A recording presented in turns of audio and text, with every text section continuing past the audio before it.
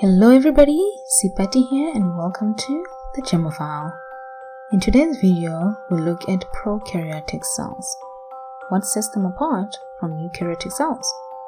By the end of this video, you should be able to describe the unique features of a prokaryotic cell. Prokaryotes such as bacteria and archaea are classified as such because their cells typically lack a membrane-bound nucleus or membrane-bound organelles. Instead, their genomic DNA is stored in a nucleoid. This is simply a region within the prokaryotic cell containing compacted DNA in a cluster with some RNA and nucleoid proteins. Therefore, the genetic material in bacteria and archaea floats within the cytoplasm.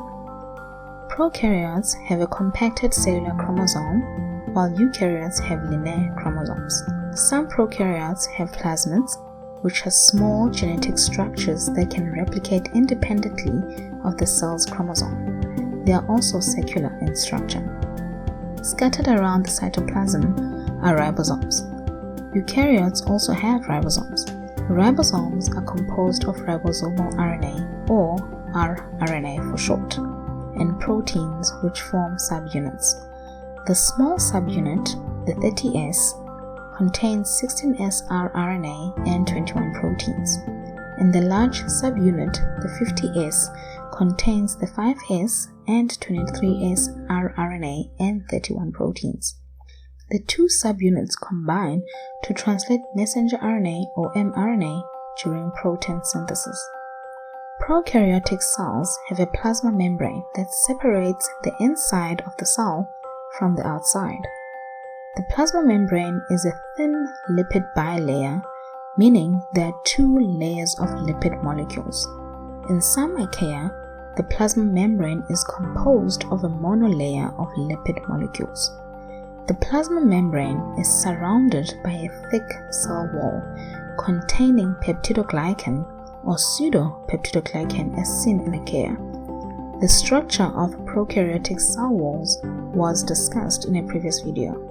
Check out the link in the description box below. In some prokaryotes, a sticky layer of carbohydrates surrounds the cell wall. This is known as the capsule. The capsule functions to help the cell attach to surfaces or to other cells in its environment. Other prokaryotes use fimbriae to attach to surfaces in other microbial cells. Fimbriae are numerous hair-like structures composed entirely of protein called fibrillin or pillin. Pili, which are similar in structure to fimbriae, are used for adhesion to surfaces and for the transfer of non-chromosomal genetic material such as plasmids.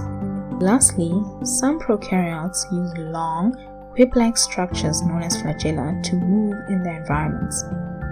Prokaryotes may have a single flagellum attached at one end of the cell, in which case the flagellum arrangement is referred to as monotrichous. In other cases, two flagella are attached at each end of the cell in an amphitrichous arrangement. Other arrangements include lophotrichous, where a tuft of flagella are attached at one or both ends of the cell, and then there's peritrichous, where the flagella surrounds the cell. So, prokaryotic cells do not have membrane-enclosed organelles, and their genetic material floats in the cytoplasm as it is not surrounded by a membrane. Prokaryotes have different ways of attaching to cell surfaces by using either the capsule, fimbriae, or pili. Similar to some eukaryotes, prokaryotes have flagella which they use for mobility. However, the structure of the flagella differs between eukaryotes and prokaryotes as discussed in a previous video. That's it for today. See you guys in the comment section or in our email inbox. Thanks for watching and see you next time on the Gemophile.